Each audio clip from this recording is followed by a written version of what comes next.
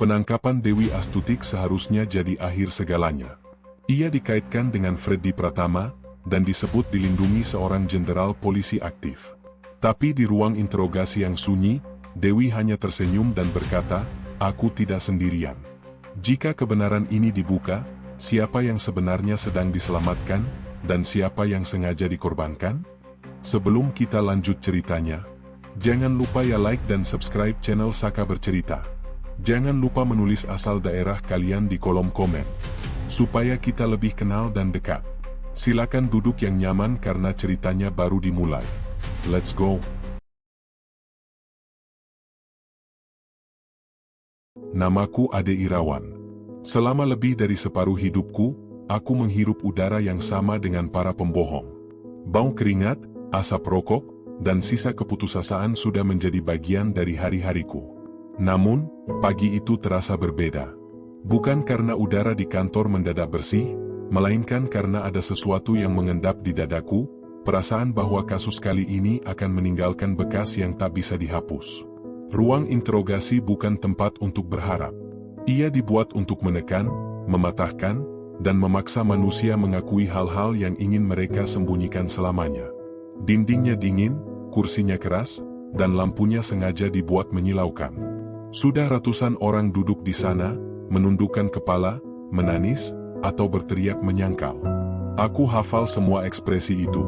Aku mengenali ketakutan seperti mengenali wajah sendiri di cermin. Namun, saat Dewi Astutik dibawa masuk, naluriku bergetar. Perempuan itu melangkah tanpa ragu. Borgol membelit pergelangan tangannya, tetapi punggungnya tegak. Tatapannya tidak liar, tidak juga kosong. Ia menatap lurus ke depan, seolah-olah ruangan itu bukan milik kami, melainkan panggung yang telah ia kenal dengan baik.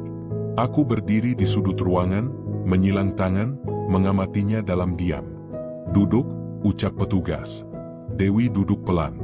Tidak tergesa, tidak menantang. Namun ada ketenangan yang terasa keliru. Bukan ketenangan karena pasrah, melainkan keyakinan yang tumbuh dari sesuatu yang tak terlihat. Disitulah aku mulai menyadari satu hal sederhana namun menggelisahkan. Perempuan ini tidak datang untuk memohon. Namaku dipanggil di luar ruangan. Aku menarik napas panjang sebelum melangkah masuk. Setiap kasus besar selalu diawali dengan keyakinan yang sama, bahwa hukum pasti menang. Tetapi keyakinan itu semakin hari semakin rapuh, terutama sejak aku belajar bahwa kejahatan tidak selalu berdiri sendirian. Ia seringkali bersandar pada kekuasaan. Aku duduk berhadapan dengannya. "Nama lengkap," kataku datar. "Dewi Astutik," jawabnya langsung. Tidak ada getar. Tidak ada jeda. Aku membuka berkas di hadapanku. Tebalnya membuat telapak tanganku terasa berat. Laporan penyelundupan sabu lintas wilayah, jalur laut, jalur darat, sandi komunikasi, rekening bayangan. Semua itu dirangkum dalam puluhan halaman yang bercerita tentang kehancuran, namun ditulis dalam bahasa administrasi yang dingin. "Kamu tahu kenapa ada di sini?" ucapku. Dewi mengangguk pelan. "Tentu. Kadang, kata sederhana bisa lebih menakutkan daripada teriakan." Aku mencondongkan tubuh. "Barang bukti yang kami sita jumlahnya tidak kecil. Lebih dari cukup untuk mengubur masa depan seseorang sampai habis." "Semua masa depan pasti berakhir, Pak Ade," jawabnya tenang. "Bedanya, tidak semua orang sadar kapan." Jawaban itu membuat bulu kuduku meremang. Aku terbiasa menghadapi orang keras kepala. Namun, Dewi berbeda.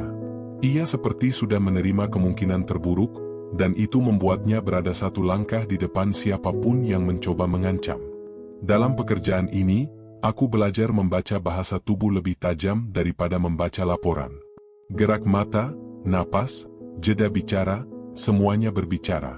Dan tubuh Dewi mengatakan satu hal yang jelas, ia tidak sendirian. "Kamu terlibat dalam penyelundupan sabu dalam jumlah besar," kataku, kali ini lebih menekan. "Bukan sekali. Bukan dua kali." Ia mengangguk lagi. Aku menunggu penyangkalan. Atau pembelaan. Apapun. Tetapi ia hanya menatapku dengan sorot mata yang membuatku merasa sedang tidak memegang kendali. "Aku tahu apa yang ada di berkas itu," katanya pelan. "Aku juga tahu apa yang belum tertulis. Kalimat itu menghantam tepat di dada. Aku menutup map. Sengaja. Kamu sedang berada di tempat yang salah untuk bermain kata. Dewi tersenyum tipis. Bukan senyum gembira, melainkan senyum orang yang mengerti risiko, tetapi tetap berjalan ke arahnya. Justru ini tempat yang tepat, Pak Ade, ujarnya. Karena di luar sana, tidak semua orang mau mendengarkan. Aku diam. Dalam hatiku, muncul kegelisahan yang belum pernah kurasakan sebelumnya. Perasaan bahwa interogasi ini tidak akan berjalan satu arah. Bahwa setiap pertanyaan yang kuajukan bisa berbalik menjadi jebakan. Aku telah menangani banyak kasus narkoba. Jumlahnya tak terhitung. Namun, kasus ini terasa lebih gelap. Bukan karena besarnya barang bukti, melainkan karena sosok di hadapanku tidak menunjukkan rasa takut kepada negara, hukum, maupun seragam yang kupakai. Dan disitulah aku sadar. Kasus ini bukan sekadar tentang sabu. Bukan hanya tentang jaringan. Ini tentang rahasia, dan siapa saja yang bersedia mati demi menjaganya tetap terkubur. Aku keluar dari ruang interogasi dengan langkah berat. Bau sabu seolah menempel di pakaian. Namun yang lebih lengket adalah firasat buruk yang berbisik tanpa suara. Perempuan itu menyimpan sesuatu. Dan cepat atau lambat, apapun yang ia simpan akan mengguncang lebih dari sekadar ruang interogasi. Aku hanya belum tahu, apakah saat itu tiba, aku masih berdiri di sisi yang sama dengan kebenaran. Aku tidak langsung pulang setelah interogasi pertama itu berakhir. Di luar gedung, langit sudah berubah warna. Senja jatuh perlahan, meninggalkan semburat merah yang mengingatkanku pada laporan-laporan lama, kasus yang ditutup, kasus yang dipaksa dilupakan, dan kasus yang hanya berpindah tangan tanpa pernah benar-benar selesai. Di ruang kerjaku, lampu neon menyala dingin. Aku membuka kembali berkas Dewi Astutik dengan lebih teliti. Setiap lembar kertas terasa seperti membawa beban sendiri. Angka-angka yang tercantum di sana bukan lagi sekadar data, masing-masing mewakili kehancuran orang lain. Keluarga yang runtuh. Anak-anak yang tumbuh tanpa orang tua. Kota-kota kecil yang perlahan membusuk dari dalam.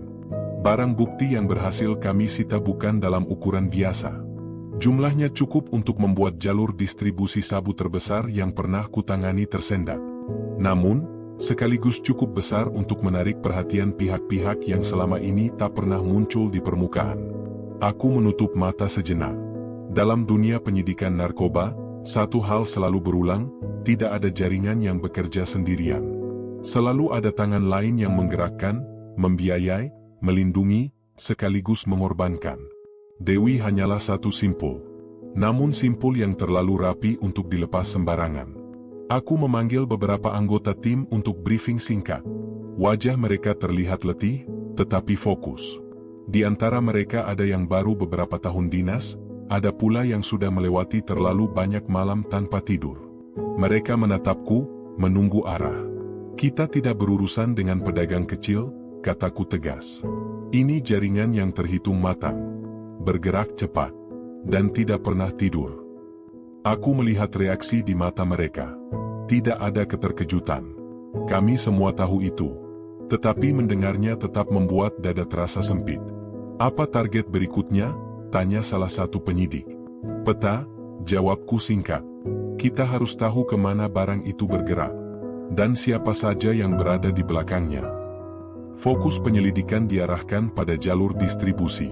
Laut, pelabuhan kecil, gudang sementara, truk tanpa identitas. Semuanya tersusun rapi, seolah setiap orang hanya tahu bagian kecil dari keseluruhan cerita. Metode lama, tetapi dijalankan dengan presisi yang mengkhawatirkan. Di tengah semua itu, satu nama terus muncul.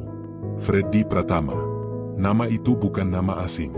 Di kalangan penyidik, ia sudah seperti bayangan, selalu disebut, tetapi jarang tersentuh. Setiap kali jaringan besar terbongkar, ada serpihan cerita yang mengarah kepadanya, lalu berhenti di titik yang sama. Jalan buntu. Aku menghela napas panjang ketika menyadari kenyataan pahit itu. Jika Dewi berani berjalan setenang tadi di ruang interogasi, berarti ia merasa aman. Dan orang yang merasa aman saat terancam hukuman seumur hidup biasanya memiliki sandaran yang sangat kuat. Malam semakin larut ketika aku kembali menatap layar komputer. Dokumen digital, rekaman komunikasi, dan laporan intelijen saling bertaut. Peta besar mulai terbentuk pelan-pelan. Namun di setiap ujungnya, selalu ada kekosongan yang tak bisa disentuh. Aku teringat sorot mata Dewi. Tatapan yang tidak memohon, tidak melawan, hanya menunggu. Ia tahu sesuatu. Dan ia tahu nilai dari pengetahuannya. Keesokan paginya, aku kembali ke ruang interogasi dengan strategi berbeda. Tekanan keras tidak akan bekerja pada orang seperti Dewi. Ia sudah siap menerima hukuman. Yang belum ia siapkan adalah memilih pihak. Aku duduk kembali di hadapannya. Kami sudah menelusuri jalur distribusi, kataku pelan. Semua mengarah ke satu jaringan besar. Ia tersenyum kecil. Kali ini lebih jelas. Bagus, ujarnya. Berarti kerja kalian tidak sia-sia. Nada itu membuat rahangku mengeras. Kamu bagian dari itu, lanjutku. Dan jaringan itu tidak kecil. Dewi menyandarkan punggung ke kursi. Tidak ada jaringan besar tanpa korban, Pak Ade. Aku menatapnya tajam. Dan kamu merasa bukan korban? Ia mengangkat bahu. Aku memilih peranku. Jawaban itu menyakitkan dengan caranya sendiri.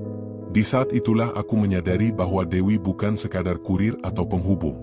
Ia bukan orang yang terseret keadaan. Ia berdiri di tengah pusaran itu dengan kesadaran penuh, dan keyakinan bahwa posisinya tidak mudah digoyahkan. Aku mencondongkan tubuh lebih dekat. Freddy Pratama, ucapku perlahan.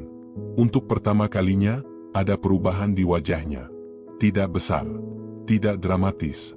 Hanya satu kedipan mata yang terlambat sepersekian detik. Namun bagiku, itu cukup. Ia tahu nama itu. Namun, alih-alih gentar, Dewi menatapku kembali dengan ketenangan yang sama. Seolah aku baru saja menyebut nama seseorang yang terlalu jauh untuk disentuh. Kamu tidak akan bertemu dengannya, ujarnya datar. Tidak dengan cara kalian sekarang. Kata-kata itu terngiang lebih lama dari yang seharusnya. Aku menutup interogasi hari itu dengan pertanyaan yang belum terjawab, dan kecemasan yang semakin mengakar. Di luar ruangan, langkah kakiku terasa lebih berat dari sebelumnya. Jaringan ini memang tidak pernah tidur. Ia tumbuh ketika aku lelah. Ia bergerak ketika aku berhenti sejenak. Dan intuisi ini terus berbisik di kepalaku, bahwa semakin jauh kami melangkah, semakin dekat kami dengan sesuatu yang tidak semua orang ingin kami temukan. Interogasi hari ketiga terasa lebih sunyi daripada sebelumnya. Bukan karena ruangan itu kehilangan suara, melainkan karena setiap orang yang masuk ke dalamnya membawa beban yang sama, ketegangan yang tak diucapkan. Aku datang lebih awal. Bukan karena kewajiban, tetapi karena pikiranku tidak berhenti bekerja sejak malam terakhir. Setiap kata Dewi, setiap jeda napasnya, setiap tatapan yang tampak biasa, berulang di kepalaku seperti rekaman rusak. Aku tidak menemukan kepanikan di sana. Tidak ada keinginan bertahan hidup dengan cara memohon. Yang kutemukan hanya satu hal, sikap seseorang yang merasa masih memegang kendali. Itu berbahaya. Pintu ruang interogasi tertutup pelan di belakangku. Dewi sudah duduk di tempat yang sama. Postur tubuhnya tidak berubah. Rambutnya rapi. Tatapannya tetap jernih, seolah waktu tidak pernah berlalu sejak pertemuan terakhir kami. Aku duduk, meletakkan map tipis di atas meja. Kali ini bukan berkas tebal. Bukan laporan teknis.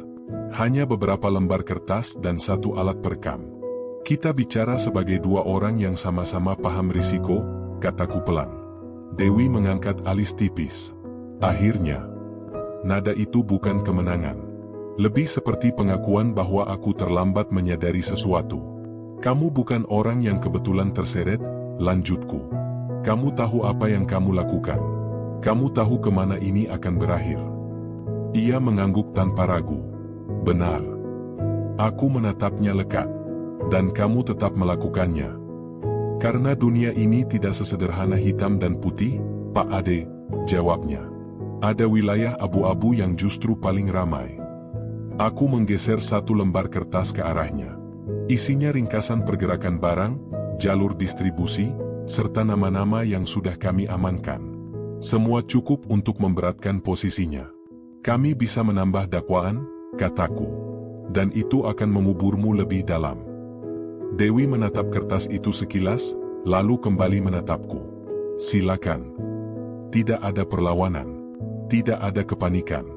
Itulah bagian yang paling menggangguku. Dalam pengalamanku, orang yang benar-benar terpojok akan berusaha bertahan dengan segala cara. Menjual rekan. Menyusun cerita. Menangis demi simpati. Dewi tidak melakukan apapun dari itu. Kamu tidak takut, ucapku akhirnya. Ia tersenyum samar. Takut itu datang ketika seseorang merasa masih punya sesuatu untuk diselamatkan. Dan kamu tidak? Tanyaku, tajam. Aku sudah berdamai dengan akibat, jawabnya. Yang belum berdamai itu, orang-orang di luar ruangan ini. Kalimat itu membuat suasana berubah. Bukan seperti ancaman terang-terangan. Lebih seperti peringatan yang disampaikan dengan nada sopan. Aku menyandarkan punggung ke kursi. Aku ingin kamu jujur. Sekarang. Kejujuran versi siapa, Pak Ade? Balasnya. Aku terdiam sejenak, lalu menjawab, versi yang bisa menyelamatkan lebih banyak nyawa. Ia menarik napas panjang untuk pertama kalinya sejak interogasi dimulai. Seolah kalimat itu menyentuh sesuatu yang belum sepenuhnya mati di dalam dirinya. Jumlah yang kami bawa masuk, katanya perlahan. Bukan angka kecil. Tapi itu juga bukan keseluruhan. Aku menegakkan tubuh. Lanjutkan. Ada lapisan lain, ujarnya. Yang tidak tersentuh oleh penindakan. Yang tidak muncul dalam laporan resmi. Aku berada di antara lapisan itu dan lapangan. Aku mulai merekam. Suara alat itu terdengar begitu keras di telingaku. Kamu penghubung, kataku. Lebih dari itu, jawabnya. Aku pengikat. Kata itu mengendap berat. Tanpa aku, jalur akan tetap berjalan, lanjut Dewi. Tapi tidak akan serapi ini. Tidak seaman ini. Aku menahan emosi yang mulai merayap naik. Kamu sadar berapa banyak hidup yang hancur karena itu? Ia menatapku lama. Kamu pikir orang-orang di atas sana peduli? Ucapannya menusuk tepat di titik paling rapuh. Bukan karena aku setuju, melainkan karena aku tahu pertanyaan itu tidak sepenuhnya salah. Aku berdiri, berjalan beberapa langkah, lalu berhenti tepat di depannya. Kamu mungkin merasa kuat sekarang, kataku. Tetapi pada akhirnya, semua orang jatuh. Tidak semua orang jatuh dengan cara yang sama, balasnya tanpa suara bergetar. Untuk sesaat, kami terdiam. Dua manusia di dua sisi hukum, sama-sama membawa luka dan keyakinan masing-masing. Aku kembali duduk. Kamu bisa membantu menghentikan ini, ujarku. Buka semuanya. Dewi menunduk, menatap kedua tangannya yang terikat. Aku tahu kamu berharap aku bicara karena merasa bersalah. Dan kamu tidak? Tanyaku. Ia mengangkat wajahnya lagi. Tatapannya kini lebih dalam. Aku bersalah. Tapi bukan itu alasannya. Apa alasanmu? Desakku. Karena begitu aku bicara, ucapnya pelan, setiap katanya jelas dan terukur, nilai tawarku hilang. Kalimat itu seperti membuka pintu besi yang selama ini tertutup rapat. Kamu menjadikan kebenaran sebagai sandera, kataku. Iya, jawabnya tanpa ragu. Karena di dunia ini, kebenaran jarang dilindungi. Yang dilindungi itu kepentingan. Aku memejamkan mata sesaat. Dalam benakku, muncul wajah-wajah orang di kantor. Atasan. Rekan sejajar. Orang-orang yang selama ini bekerja bersamaku, mengenakan seragam yang sama, mengucap sumpah yang sama. Aku tidak ingin berpikir seperti Dewi. Namun aku juga tidak bisa mengabaikan kemungkinan bahwa ia berkata jujur. Interogasi dihentikan sementara. Dewi dibawa keluar ruangan. Aku tetap duduk, menatap meja kosong di depanku. Untuk pertama kalinya sejak menjadi penyidik, aku merasa bukan sedang menarik pengakuan, melainkan sedang diuji sejauh mana aku berani melangkah. Perempuan itu tidak meminta belas kasih. Ia menawarkan sesuatu yang lebih berbahaya. Kebenaran, dengan harga yang belum berani kutaksir. Aku tidak langsung menulis laporan resmi setelah interogasi terakhir. Tanganku sempat menggantung di atas papan ketik, ragu menurunkan kata-kata yang bisa mengubah arah seluruh penyelidikan. Dalam dunia ini, kalimat bukan sekadar rangkaian huruf. Ia bisa menjadi alat keselamatan, atau justru tiket menuju kehancuran. Aku memilih menunggu. Bukan karena takut, melainkan karena aku tahu, begitu satu nama ditulis, ia tidak bisa dihapus begitu saja. Di ruang kerja, suara pendingin udara berdengung monoton. Rekan-rekanku lalu lalang membawa berkas, bertukar suara rendah, seolah bangunan ini menuntut setiap orang untuk berhati-hati pada kata-kata sendiri. Sejak kasus Dewi Astutik naik ke meja utama, aku merasakan perubahan kecil namun nyata, tatapan yang lebih lama, sapaan yang lebih singkat, dan percakapan yang berhenti ketika aku mendekat. Sebagai penyidik, aku sudah terbiasa dicurigai oleh tersangka. Namun dicurigai oleh lingkungan sendiri adalah bentuk tekanan yang lain. Aku kembali ke ruang interogasi pada sore hari. Waktu yang biasanya membuat orang kelelahan. Dan kelelahan seringkali membuka celah. Dewi duduk dengan posisi lebih santai dari sebelumnya, seolah ia tahu aku akan datang membawa kegelisahan baru. "Kamu kelihatan lebih tenang hari ini," katanya sebelum aku membuka suara. Aku mengabaikan komentar itu. Aku ingin kejelasan. "Semua orang ingin kejelasan," jawabnya. "Tidak semua orang siap menerimanya." Aku duduk, mencondongkan tubuh sedikit. "Sebutkan nama-nama yang berada di atasmu." Dewi tidak langsung menjawab. Ia menatap dinding di belakangku, seakan menghitung sesuatu yang tak terlihat. "Kalau aku menyebut satu nama," ujarnya pelan, "apa jaminannya bahwa kamu masih duduk di kursi yang sama minggu depan?" Pertanyaan itu menusuk lebih dalam dari yang kuduga. "Ini bukan tentang aku," kataku. Ia tersenyum tipis. "Di jaringan seperti ini, Pak Ade, semuanya tentang posisi." Aku menekan tombol perekam. Mulai dari yang paling dekat. Dewi mengangguk. "Freddy Pratama." Ruangan seketika terasa menyempit. Meskipun aku sudah menduga, mendengarnya secara langsung tetap membawa efek berbeda. Nama itu tidak hanya dikenal karena kecerdasannya menghindari hukum, tetapi juga karena kemampuannya membuat orang-orang yang menyentuhnya menghilang perlahan, mulai dari berita, dari jabatan, bahkan dari ingatan publik. "Apa peranmu?" tanyaku, menjaga suara tetap stabil. "Penghubung utama," katanya. "Aku memastikan jalur aman. Aku memastikan orang-orang di bawah tidak saling mengenal. Aku memastikan yang di atas tidak terlihat." Aku mencatat. Setiap huruf terasa berat. "Kamu bergerak sejam apa?" desaku lagi. "Sejam aku diperlukan," jawabnya. "Dan selama aku bernilai, aku dilindungi." Kata terakhir itu bergema lama di kepalaku. Dilindungi. Bukan disembunyikan. Bukan dibayar. Dilindungi. "Dilindungi oleh siapa?" tanyaku. Dewi menatapku lama. Wajahnya kali ini tidak sepenuhnya dingin. Ada sesuatu yang nyaris menyerupai iba.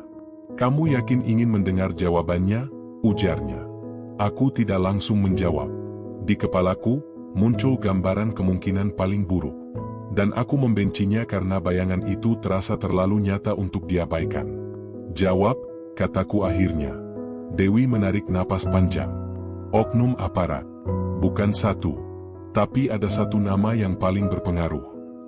Dadaku menegang. "Seorang perwira tinggi," lanjutnya, suaranya nyaris berbisik. "Masih aktif." Kalimat itu menghantam lebih keras daripada pengakuan sebelumnya. Aku berdiri tanpa sadar, melangkah menjauh dari meja. Ruangan terasa berputar pelan. Selama bertahun-tahun aku bekerja dengan keyakinan bahwa institusi ini mungkin rapuh, tetapi tetap memiliki batas moral. Kini, batas itu terasa kabur. "Kamu menyebutkan ini tanpa bukti," kataku, mencoba bertahan di wilayah rasional. "Aku tidak mengatakan aku akan menyerahkannya sekarang," balas Dewi tenang. "Aku hanya ingin kamu tahu bahwa aku tidak berdiri sendirian." Aku menatapnya tajam. "Kamu sedang mengadu domba." Ia menggeleng pelan. "Aku sedang menyelamatkan diriku." Kejujuran itu terasa kejam, justru karena terlalu lugas. Interogasi kuakhiri lebih cepat dari biasanya. Dewi dibawa keluar, meninggalkan udara berat yang lama tak mau bergerak. Aku kembali ke ruang kerjaku dengan pikiran kacau, namun satu hal jelas, ini bukan lagi kasus biasa. Aku menerima panggilan singkat malam itu. Bukan dari atasan langsung. bukan pula dari penyidik lapangan. Sebuah nomor yang tidak tersimpan. Pak Ade, suara di seberang berbicara santai. Hati-hati menentukan langkah. Tak semua pintu aman untuk dibuka. Pembicaraan terputus sebelum aku sempat bertanya apapun. Peringatan itu tidak eksplisit, tidak mengancam, tetapi cukup untuk membuatku mengerti satu hal, gerakanku sudah terpantau. Aku menatap layar ponsel yang masih gelap. Dewi tidak berbohong soal perlindungan. Dan semakin jauh aku melangkah, semakin jelas bahwa kebenaran ini berdiri tepat di tanah yang dikelilingi ranjau. Nama itu akhirnya disebut. Dan setelahnya, tidak ada lagi jalan pulang yang benar-benar aman. Malam itu, aku tidak bisa tidur. Bukan karena lelah, melainkan karena pikiranku terus memutar ulang satu kalimat sederhana yang terlalu berbahaya untuk dianggap angin lalu, dilindungi oleh yang berpengaruh. Kalimat itu berputar seperti pisau tumpul di kepala, mengikis ketenanganku perlahan. Pagi datang tanpa memberi jarak untuk bernapas. Di kantor, udara terasa lebih berat dari biasanya. Senyum menjadi formal. Sapaan menjadi sekadar kewajiban. Tidak ada yang bertanya langsung, tetapi aku tahu, banyak yang mengamati. Aku dipanggil menghadiri rapat tertutup. Tanpa agenda tertulis. Ruangan itu tidak besar. Meja panjang, kursi kulit, dan wajah-wajah yang sudah terlalu lama ku kenal. Atasan langsungku duduk tenang, berbicara soal kehati-hatian. Tentang pentingnya prosedur.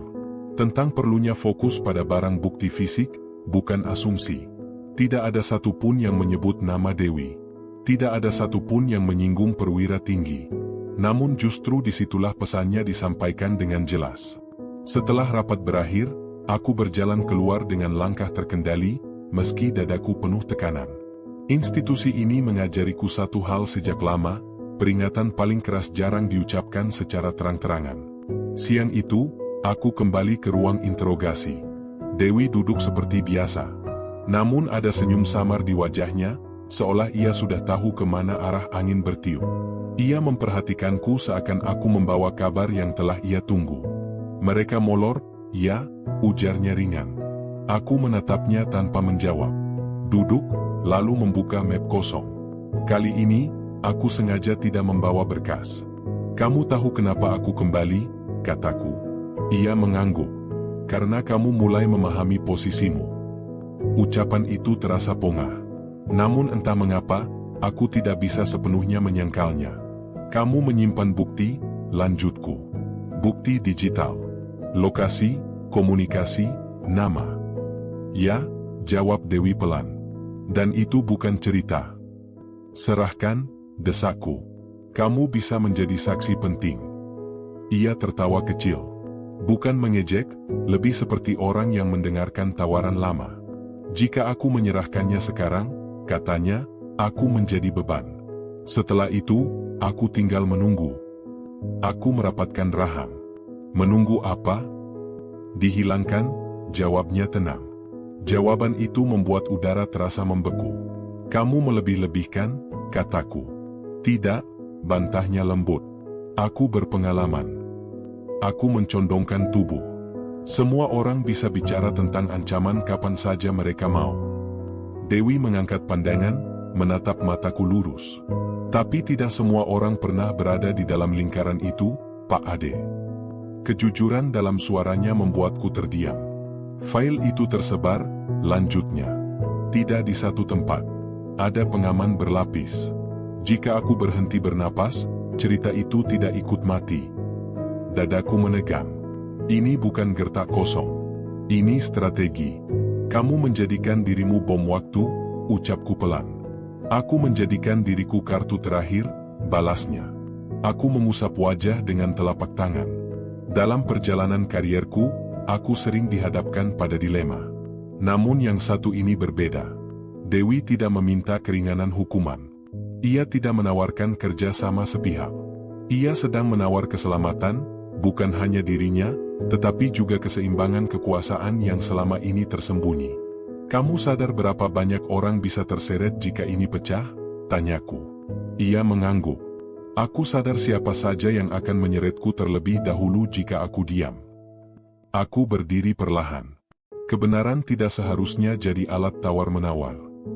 Dewi tersenyum pahit. Di dunia ideal, iya. Di dunia kita, tidak. Aku menatapnya untuk waktu yang lama. Ada bagian dalam diriku yang ingin menolaknya mentah-mentah. Namun ada bagian lain yang mulai lelah bertarung dengan kenyataan yang terus menampar. Interogasi ku berhentikan tanpa kesimpulan tertulis. Di luar ruangan, aku menarik napas panjang. Aku sadar kini aku tidak hanya berhadapan dengan tersangka. Aku sedang berdiri di tengah permainan besar, di mana setiap langkah salah bisa menelan siapapun, termasuk diriku. Malam itu, aku duduk sendirian di ruang kerja, menatap dinding kosong. Aku tahu, mulai titik ini, tidak ada lagi penyelidikan yang netral. Kebenaran sudah berubah bentuk, menjadi sesuatu yang mahal, rapuh, dan berbahaya. Dan di lubuk hatiku yang paling dalam, aku mulai memahami satu hal yang paling menyakitkan. Nilai tawar tidak muncul dari kekuatan. Ia muncul dari ketakutan orang-orang yang selama ini merasa tak tersentuh. Aku mulai hari itu dengan firasat buruk. Bukan firasat yang datang tiba-tiba, melainkan perasaan yang tumbuh perlahan sejak malam sebelumnya, bahwa sesuatu akan bergeser, dan begitu bergeser, tidak bisa dikembalikan ke posisi semula. Telepon genggamku bergetar sebelum aku sempat menaruh tas di meja. Sebuah pesan singkat dari rekan lama, isinya singkat namun cukup membuat dadaku mengencang. Jangan sendirian hari ini. Dengar lebih banyak, bicara lebih sedikit. Tidak ada pengirim tertera. Namun aku tahu, peringatan itu tulus. Aku menatap layar beberapa detik lebih lama dari yang seharusnya. Dalam benakku, hanya ada satu nama yang berputar-putar sejak kemarin. Nama yang belum kutuliskan secara resmi, tetapi sudah hidup di kepalaku seperti bayangan yang tak mau pergi. Dewi Astutik. Ketika aku memasuki ruang interogasi, suasananya berbeda. Tidak ada lagi sikap santai penuh sindiran. Dewi duduk lebih tegak, wajahnya serius. Seolah ia tahu hari ini akan membawanya ke persimpangan yang lebih berbahaya. Kamu tampak lelah, katanya pelan. Kamu tampak siap, balasku. Ia tidak membantah. Aku duduk perlahan. Kali ini tanpa map, tanpa alat perekam terlihat. Aku ingin ia tahu bahwa percakapan ini tidak sedang diarahkan untuk laporan biasa. Kamu bilang dilindungi, ucapku. Sekarang jelaskan apa maksudmu. Dewi menatapku lama. Tidak seperti sebelumnya. Tatapan itu bukan dingin, melainkan penuh perhitungan. Ada payung, katanya akhirnya. Bukan payung kecil. Aku menahan napas. Sebesar apa? Ia menunduk sebentar, lalu mengangkat wajahnya kembali. Seorang jenderal. Waktuku seakan berhenti. Ruangan itu mendadak terasa terlalu sempit. Suara pendingin udara terdengar nyaring. Detik jam seolah jatuh satu persatu dengan bunyi yang menggema di kepalaku. Masih aktif, lanjut Dewi. Masih punya pengaruh. Aku mengepalkan tangan di bawah meja, memastikan suaraku tetap terkendali. Kamu menuduh tanpa menyebut nama. Aku belum memberi hadiah, jawabnya tenang. Dadaku berluap emosi. Marah, kecewa, ngeri, semuanya bercampur tanpa bisa kupilah. Kenapa dia melindungimu? Tanyaku. Dewi menghela napas panjang. Karena aku berguna. Karena aku diam. Dan karena aku mengerti caranya menjaga rahasia. Aku bersandar ke kursi. Selama ini aku tahu kemungkinan itu ada. Namun mendengarnya secara langsung dari mulut seseorang yang berada di dalam jaringan membuat kepalaku berdenyut. Kalau kamu bicara, kataku, semua ini runtuh. Bukan runtuh, koreksinya. Meledak. Aku terdiam. Ledakan selalu menyisakan korban. Dan korban tidak selalu orang yang salah. Kamu sadar apa yang kamu lakukan? Ucapku. Kamu mengancam institusi. Dewi mengangguk. Institusi sudah lebih dulu mengancam keadilan. Jawabannya terasa seperti tamparan. Aku berdiri dan berjalan beberapa langkah, mencoba mengambil jarak dari kenyataan yang terlalu berat. Dalam benakku, muncul wajah-wajah yang selama ini kuanggap panutan. Seragam yang sama. Salut yang sama. Sumpah yang sama. Dan kini, garis pemisah antara penjaga dan perusak hukum terasa semakin kabur. Kamu yakin aku orang yang tepat untuk mendengar ini? Tanyaku. Dewi tersenyum tipis. Karena kamu belum berpaling. Ucapan itu membuat langkah kakiku terhenti. Ada penyidik yang sudah memilih diam, lanjutnya. Ada yang memilih aman. Kamu, belum. Aku menoleh ke arahnya. Atau belum diberi cukup alasan untuk mundur. Ia tidak membantah. Interogasi berhenti tanpa tanda penutup resmi. Begitu aku keluar dari ruangan, suasana kantor terasa berbeda. Percakapan lebih lirih. Tatapan lebih singkat. Seolah kehadiranku menarik perhatian yang tidak seharusnya. Aku dipanggil atasan langsungku sore itu. Percakapan berlangsung datar, nyaris ramah. Namun di setiap kalimatnya terselip pesan yang sama, fokus, jangan melebar, patuhi struktur. Aku mengangguk. Aku mengerti bahasanya. Malamnya, saat aku bersiap pulang, pesan masuk ke ponselku. Nomor tidak dikenal. Setiap orang punya batas. Ketahui batasmu sebelum orang lain menentukannya. Aku menatap layar lama sekali. Itu bukan ancaman terbuka. Itu peringatan terakhir. Di perjalanan pulang, lampu jalan memantul di kaca mobil seperti garis-garis terputus. Aku menyadari satu hal yang tak bisa lagi kuingkari, begitu nama seorang jenderal disebut, permainan berubah total. Ini bukan lagi soal Dewi. Ini bukan hanya soal Sabu. Ini soal keberanian untuk berdiri, saat sistem mulai meminta kita duduk dan diam. Dan aku tahu, setelah hari ini, apapun yang kulakukan, akan meninggalkan bekas yang tidak bisa disembunyikan. Aku mulai hari itu dengan firasat buruk. Bukan firasat yang datang tiba-tiba, melainkan perasaan yang tumbuh perlahan sejak malam sebelumnya, bahwa sesuatu akan bergeser, dan begitu bergeser, tidak bisa dikembalikan ke posisi semula. Telepon genggamku bergetar sebelum aku sempat menaruh tas di meja. Sebuah pesan singkat dari rekan lama, isinya singkat namun cukup membuat dadaku mengencang. Jangan sendirian hari ini. Dengar lebih banyak, bicara lebih sedikit. Tidak ada pengirim tertera. Namun aku tahu, peringatan itu tulus. Aku menatap layar beberapa detik lebih lama dari yang seharusnya. Dalam benakku, hanya ada satu nama yang berputar-putar sejak kemarin. Nama yang belum kutuliskan secara resmi, tetapi sudah hidup di kepalaku seperti bayangan yang tak mau pergi. Dewi Astutik. Ketika aku memasuki ruang interogasi, suasananya berbeda. Tidak ada lagi sikap santai penuh sindiran. Dewi duduk lebih tegak, wajahnya serius. Seolah ia tahu hari ini akan membawanya ke persimpangan yang lebih berbahaya. Kamu tampak lelah, katanya pelan. Kamu tampak siap, balasku.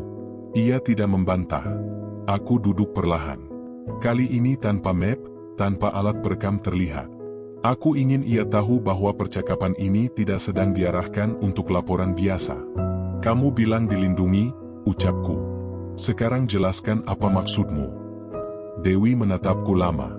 Tidak seperti sebelumnya. Tatapan itu bukan dingin, melainkan penuh perhitungan.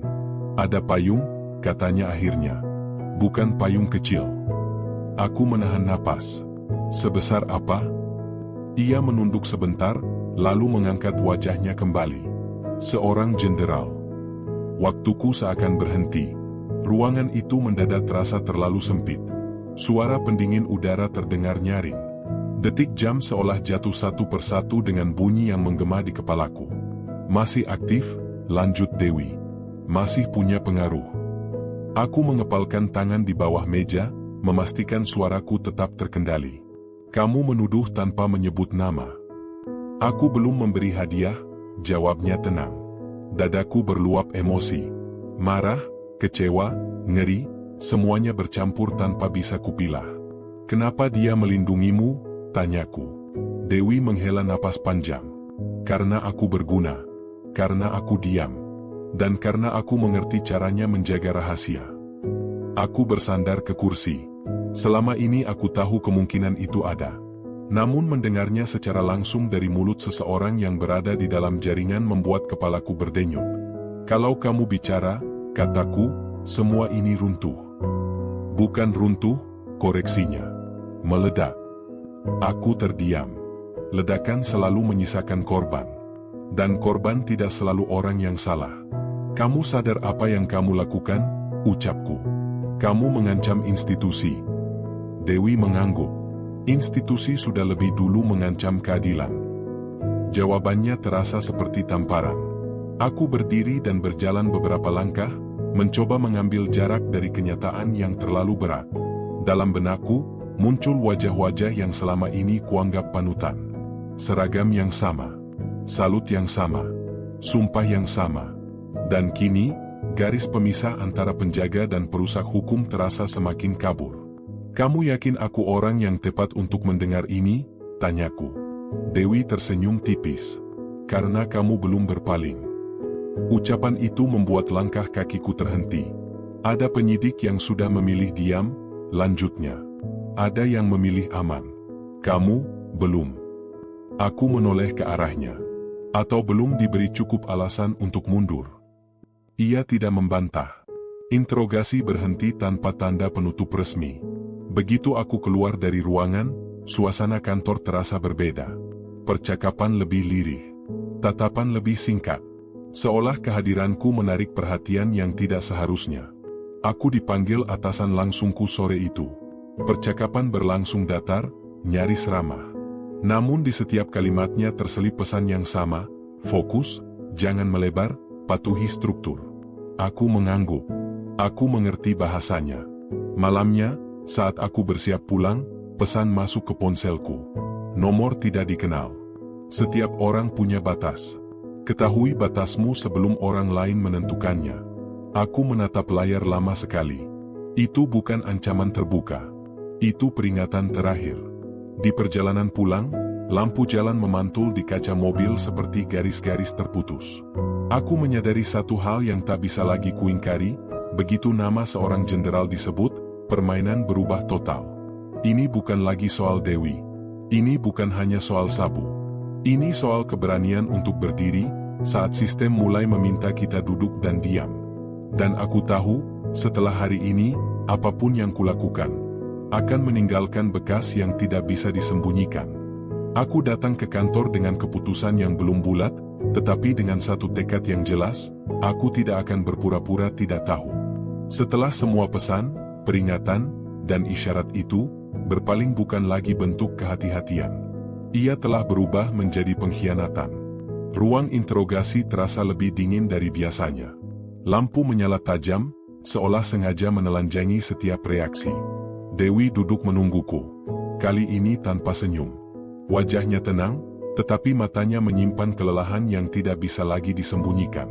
"Kita sudah sampai di ujung," kataku begitu pintu tertutup. Dewi mengangguk pelan. "Aku tahu." Aku duduk perlahan. Napasku terasa berat. Untuk pertama kalinya sejak kasus ini dimulai, aku tidak datang sebagai penyidik yang memegang kendali, melainkan sebagai manusia yang sedang mempertaruhkan segalanya. "Aku butuh jawaban jujur," ucapku. "Bukan strategi, bukan ancaman." Dewi menatapku lama, seperti sedang menimbang sesuatu yang terlalu besar untuk diucapkan sembarangan. "Kalau aku bicara penuh," katanya akhirnya, suaranya rendah, "bukan hanya aku yang jatuh." "Aku tahu," jawabku. "Banyak orang akan terseret," lanjutnya. "Yang merasa aman. Yang selama ini bersih di atas kertas. Termasuk mereka yang kamu hormati." Kalimat itu mengiris tanpa amarah. "Kenapa kamu melindungi mereka?" tanyaku. Dewi tersenyum pahit. "Aku tidak melindungi mereka. Aku melindungi keseimbangan. Keseimbangan yang dibangun di atas kejahatan," potongku. Ia mengangguk. "Benar. Tapi kehancuran total juga punya korban." Aku terdiam. Dalam hati, aku mengakui satu fakta pahit. Dewi pikirkan hal yang selama ini berusaha kuhindari. "Kamu tahu apa yang terjadi pada orang-orang kecil saat ledakan besar terjadi?" lanjutnya. "Yang dipecat tanpa alasan. Yang dikambing hitamkan. Yang menghilang tanpa berita." Aku mengepalkan tangan. "Lalu kenapa kamu melakukannya sejak awal?" tanyaku. Dewi menarik napas panjang. Untuk pertama kalinya, suara tenangnya retak. "Karena pada titik tertentu, aku berhenti percaya bahwa sistem akan menyelamatkanku," katanya. "Aku hanya memilih bertahan." Kejujuran itu menghantam lebih keras daripada teriakan. "Bukti itu masih ada?" tanyaku pelan. "Masih," jawabnya. dan aman. Di mana? Desakku. Dewi menggeleng. Belum. Aku berdiri, berjalan mondar-mandir pendek. Waktu terasa mendesak. Tekanan dari luar semakin nyata. Rotasi tugas semakin dekat. Aku tahu, kesempatan ini mungkin yang terakhir. Apa yang kamu mau? Tanyaku akhirnya. Dewi menatapku lurus. Jaminan. Aku tidak punya kuasa, kataku jujur. Bukan jaminan hukum, ujarnya. Jaminan bahwa kebenaran ini tidak diserahkan kepada orang-orang yang sama. Permintaannya masuk akal, dan itu yang membuatnya paling berbahaya.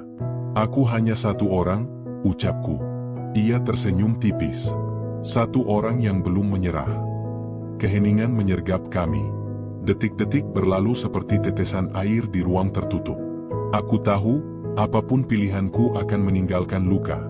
Jika aku maju, hidupku tidak lagi sama. Jika aku mundur, aku akan membawa pengkhianatan itu seumur hidup. Kalau aku membuka semuanya, kata Dewi pelan, mereka akan berusaha menghentikannya. Mungkin dengan cara yang tidak terlihat. Aku siap, jawabku tanpa benar-benar tahu apakah itu benar. Ia menatapku tajam.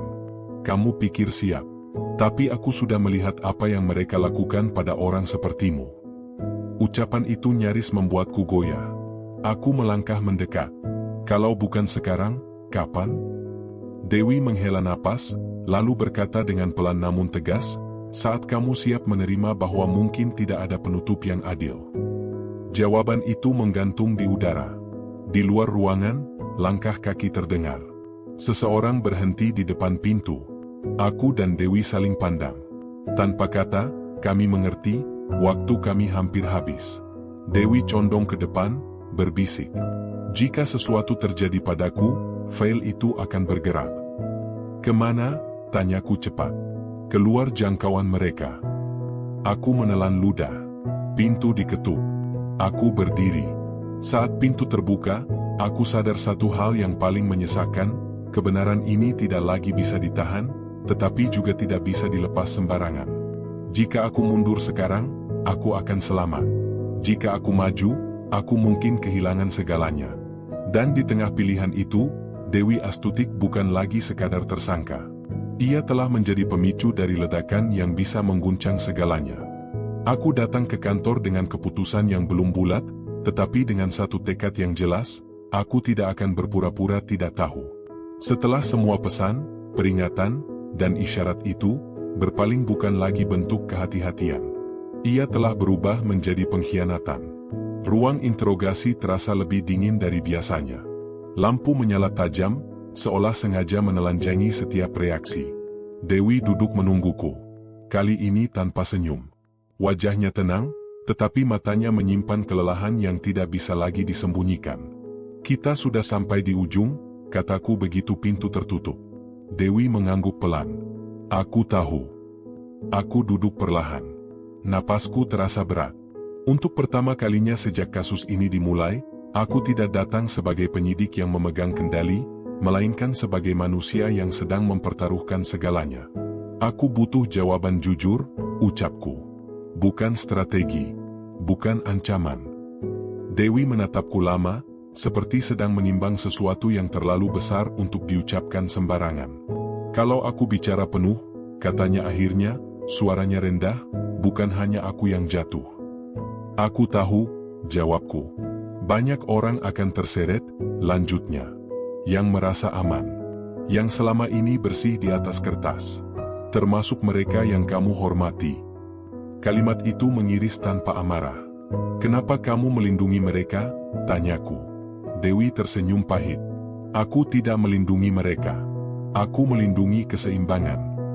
Keseimbangan yang dibangun di atas kejahatan, potongku. Ia mengangguk. Benar. Tapi kehancuran total juga punya korban. Aku terdiam. Dalam hati, aku mengakui satu fakta pahit, Dewi pikirkan hal yang selama ini berusaha kuhindari. Kamu tahu apa yang terjadi pada orang-orang kecil saat ledakan besar terjadi? Lanjutnya. Yang dipecat tanpa alasan. Yang dikambing hitamkan. Yang menghilang tanpa berita. Aku mengepalkan tangan. Lalu kenapa kamu melakukannya sejak awal? Tanyaku. Dewi menarik napas panjang. Untuk pertama kalinya, suara tenangnya retak. Karena pada titik tertentu, aku berhenti percaya bahwa sistem akan menyelamatkanku, katanya. Aku hanya memilih bertahan. Kejujuran itu menghantam lebih keras daripada teriakan. Bukti itu masih ada? Tanyaku pelan. Masih, jawabnya. Dan aman. Di mana? Desakku. Dewi menggeleng. Belum. Aku berdiri, berjalan mondar-mandir pendek. Waktu terasa mendesak. Tekanan dari luar semakin nyata. Rotasi tugas semakin dekat. Aku tahu, kesempatan ini mungkin yang terakhir. Apa yang kamu mau? Tanyaku akhirnya. Dewi menatapku lurus. Jaminan. Aku tidak punya kuasa, kataku jujur. Bukan jaminan hukum, ujarnya. Jaminan bahwa kebenaran ini tidak diserahkan kepada orang-orang yang sama. Permintaannya masuk akal, dan itu yang membuatnya paling berbahaya. Aku hanya satu orang, ucapku. Ia tersenyum tipis. Satu orang yang belum menyerah. Keheningan menyergap kami. Detik-detik berlalu seperti tetesan air di ruang tertutup. Aku tahu, apapun pilihanku akan meninggalkan luka. Jika aku maju, hidupku tidak lagi sama. Jika aku mundur, aku akan membawa pengkhianatan itu seumur hidup. Kalau aku membuka semuanya, kata Dewi pelan, mereka akan berusaha menghentikannya. Mungkin dengan cara yang tidak terlihat.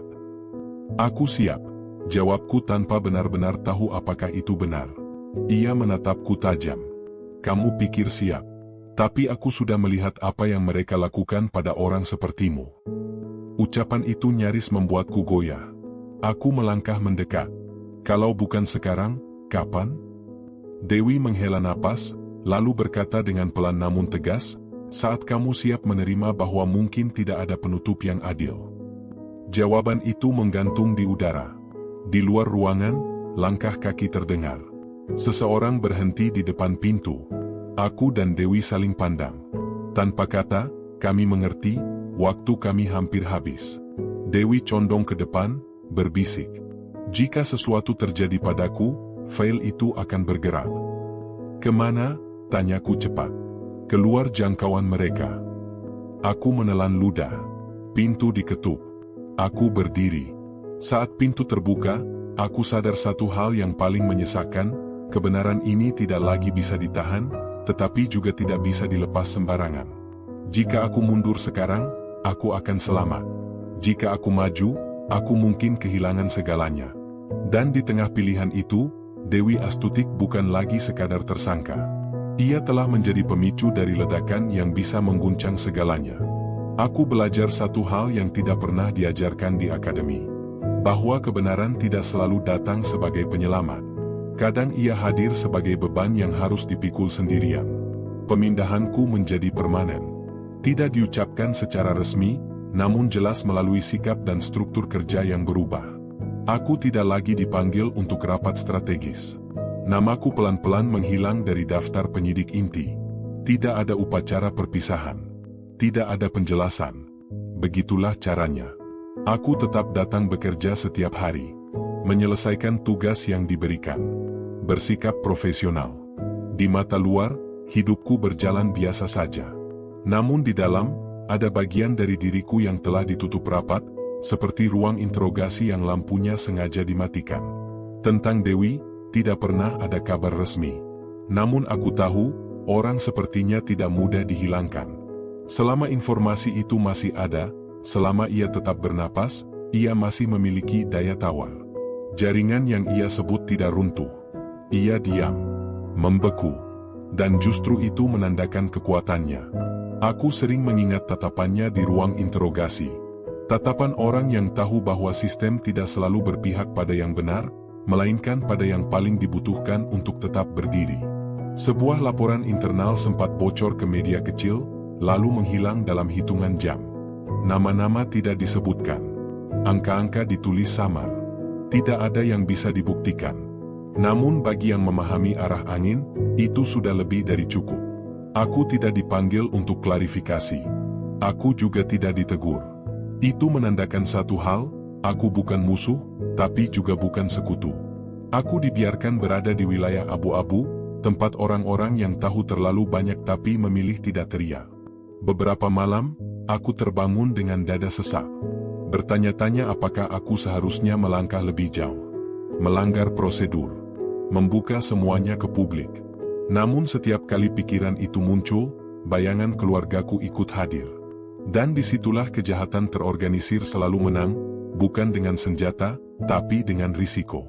Aku menuliskan semua yang kuingat dalam catatan pribadi. Bukan laporan resmi. Bukan dokumen hukum. Hanya kesaksian seorang penyidik yang pernah berada terlalu dekat dengan kebenaran. Jika suatu hari aku tidak lagi di sini, setidaknya cerita itu tidak ikut mati bersamaku. Aku tidak menyesal melakukan interogasi itu. Tidak menyesal menatap Dewi di mata dan memintanya jujur. Karena pada hari itu, aku melihat wajah asli dari kejahatan terorganisir, tenang, rapi, dan dilindungi dari atas hingga ke dasar. Yang kusayangkan hanyalah satu hal. Bahwa sistem ini terlalu sering mengorbankan orang-orang yang masih percaya padanya. Namun aku juga belajar, perubahan tidak selalu datang seperti badai.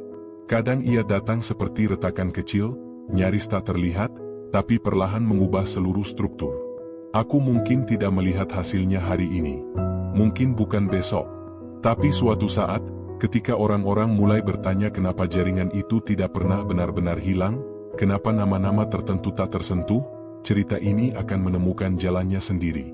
Dan saat itu tiba, aku ingin tetap bisa berkata, aku pernah memilih berpihak pada kebenaran, meskipun harus membayarnya dengan sunyi. Aku adalah Ade Irawan. Seorang penyidik yang pernah menyentuh rahasia besar. Dan belajar bahwa tidak semua kebenaran ingin diselamatkan. Beberapa hanya ingin tetap terkubur. Tamat. Aku belajar satu hal yang tidak pernah diajarkan di akademi. Bahwa kebenaran tidak selalu datang sebagai penyelamat. Kadang ia hadir sebagai beban yang harus dipikul sendirian. Pemindahanku menjadi permanen. Tidak diucapkan secara resmi, namun jelas melalui sikap dan struktur kerja yang berubah. Aku tidak lagi dipanggil untuk rapat strategis. Namaku pelan-pelan menghilang dari daftar penyidik inti. Tidak ada upacara perpisahan. Tidak ada penjelasan. Begitulah caranya. Aku tetap datang bekerja setiap hari. Menyelesaikan tugas yang diberikan. Bersikap profesional. Di mata luar, hidupku berjalan biasa saja. Namun di dalam, ada bagian dari diriku yang telah ditutup rapat, seperti ruang interogasi yang lampunya sengaja dimatikan. Tentang Dewi, tidak pernah ada kabar resmi. Namun aku tahu, orang sepertinya tidak mudah dihilangkan. Selama informasi itu masih ada, selama ia tetap bernapas, ia masih memiliki daya tawar. Jaringan yang ia sebut tidak runtuh. Ia diam, membeku, dan justru itu menandakan kekuatannya. Aku sering mengingat tatapannya di ruang interogasi. Tatapan orang yang tahu bahwa sistem tidak selalu berpihak pada yang benar, melainkan pada yang paling dibutuhkan untuk tetap berdiri. Sebuah laporan internal sempat bocor ke media kecil, lalu menghilang dalam hitungan jam. Nama-nama tidak disebutkan. Angka-angka ditulis samar. Tidak ada yang bisa dibuktikan. Namun bagi yang memahami arah angin, itu sudah lebih dari cukup. Aku tidak dipanggil untuk klarifikasi. Aku juga tidak ditegur. Itu menandakan satu hal, aku bukan musuh, tapi juga bukan sekutu. Aku dibiarkan berada di wilayah abu-abu, tempat orang-orang yang tahu terlalu banyak tapi memilih tidak teriak. Beberapa malam, aku terbangun dengan dada sesak. Bertanya-tanya apakah aku seharusnya melangkah lebih jauh. Melanggar prosedur. Membuka semuanya ke publik. Namun setiap kali pikiran itu muncul, bayangan keluargaku ikut hadir. Dan disitulah kejahatan terorganisir selalu menang, bukan dengan senjata, tapi dengan risiko. Aku menuliskan semua yang kuingat dalam catatan pribadi. Bukan laporan resmi. Bukan dokumen hukum. Hanya kesaksian seorang penyidik yang pernah berada terlalu dekat dengan kebenaran. Jika suatu hari aku tidak lagi di sini, setidaknya cerita itu tidak ikut mati bersamaku. Aku tidak menyesal melakukan interogasi itu. Tidak menyesal menatap Dewi di mata dan memintanya jujur. Karena pada hari itu, aku melihat wajah asli dari kejahatan terorganisir, tenang, rapi, dan dilindungi dari atas hingga ke dasar. Yang kusayangkan hanyalah satu hal. Bahwa sistem ini terlalu sering mengorbankan orang-orang yang masih percaya padanya. Namun aku juga belajar, perubahan tidak selalu datang seperti badai. Kadang ia datang seperti retakan kecil, nyaris tak terlihat, tapi perlahan mengubah seluruh struktur. Aku mungkin tidak melihat hasilnya hari ini. Mungkin bukan besok. Tapi suatu saat, ketika orang-orang mulai bertanya kenapa jaringan itu tidak pernah benar-benar hilang, kenapa nama-nama tertentu tak tersentuh, cerita ini akan menemukan jalannya sendiri. Dan saat itu tiba, aku ingin tetap bisa berkata, aku pernah memilih berpihak pada kebenaran, meskipun harus membayarnya dengan sunyi. Aku adalah Ade Irawan. Seorang penyidik yang pernah menyentuh rahasia besar. Dan belajar bahwa tidak semua kebenaran ingin diselamatkan. Beberapa hanya ingin tetap terkubur. Tamat.